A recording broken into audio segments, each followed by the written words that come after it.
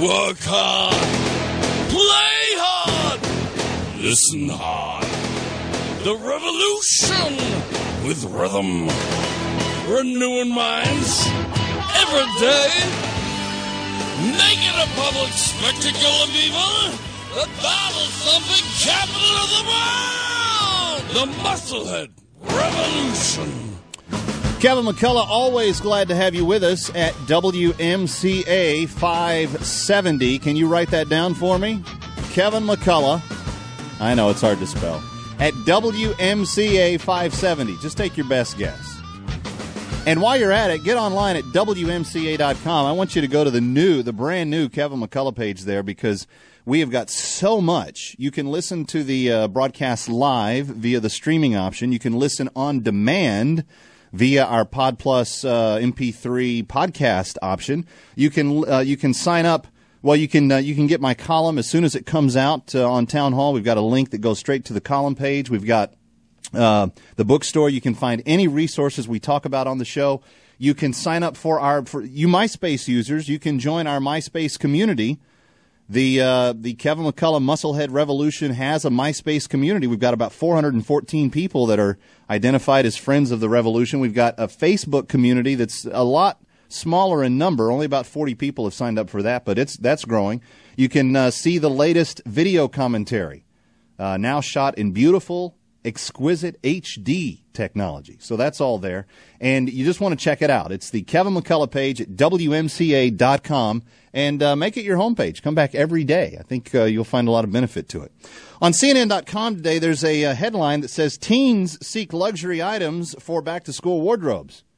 Sure, for you and me, back to school was, if I had a brand new pair of Wrangler jeans and a new bright, shiny white pair of Kepa basketball shoes, man, I was in good shape. Maybe some new shirts, what have you. Nothing like the world that the kids are entering now. And what is disturbing is that it's not always just the children of the wealthy that are demanding these things. And it's putting weird, very bizarre pressure on parents. I don't know names like Jay Hirsch or Coach or Chanel or Marc Jacobs or Chloe or J Brand or True Religion or Kasubi or any of these things.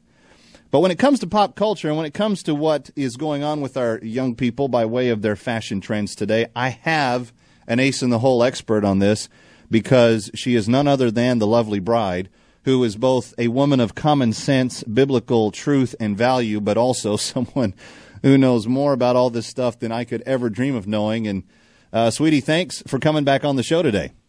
Thanks for having me. Absolutely. Now, let me ask you just about some of these things. There's this new trend called market bags. What are they? Why are they so important? And why are these girls wanting them so badly?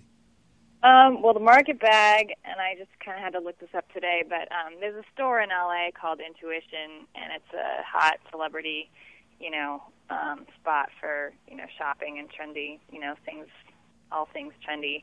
And I think the big thing with the market bag and why it's such a big deal with this teenager in this article in particular is because it's been shown to be a favorite of certain celebrities. Reese Witherspoon was photographed with it. Some other people running around in LA. It's just basically like a shopping tote. Is that how it happens, though? I mean, one of these bag producers gives a celebrity a copy, and then every 13-year-old girl in America then has to have it? Yeah, and I think because this one is relatively inexpensive on the grand scheme of things. I mean, if you're talking about $1,500 for a designer bag, $100, for a school tote is doesn't seem that bad. But yeah, basically, teenagers are... Well, that's way more than my $10 backpack cost when I was in 6th grade. Now, let me ask you about some of these other things, because I think you and I have talked about this because, and I'm not going to give away all your secrets, but you work in retail and in women's retail in particular, and you've seen the trends come and go over the last few years since we've been in the New York area, and you've made comments to me on a regular basis about what young girls are now getting themselves into by way of this. Let me ask you about Marc Jacobs, Chanel, Chloe, bags that run like $1,000 to $3,000. Is it really true that girls this age are not only just wanting them, but actually getting them from parents, demanding them, and being able to have that demand met?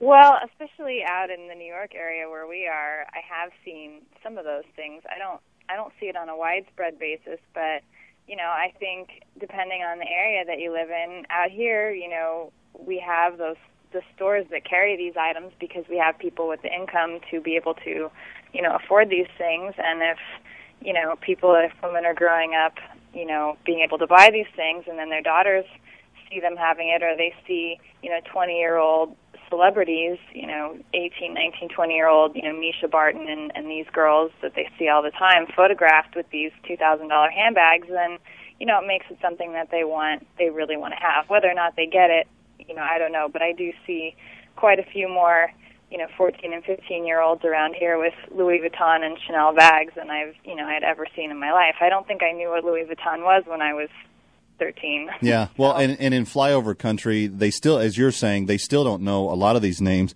We got to take another break, but I want to talk about. We've talked some about the problem. The CNN article that I'm talking about details a lot of name brands.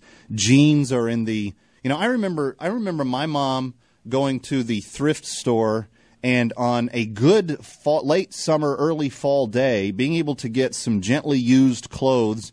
Maybe a 50-cent T-shirt every now and then, or maybe a $3 or $4 pair of jeans for me. And then, when we really, then if we just had to go to the department store, it was JCPenney, it was Montgomery Ward, it was Target, it was whatever that was possible. And, you could get a whole back-to-school collection for $60, $70 that would carry you through most of the school year, the rest of the year.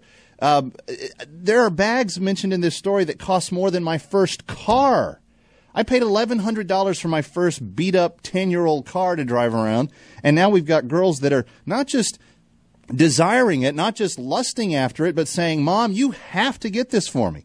We're talking with the lovely bride. We got to take a break. Be right back. WMCA 570 is where you're tuned. I'm Kevin McCullough, and it's the home of the good guys here in New York City. Glad you're with us.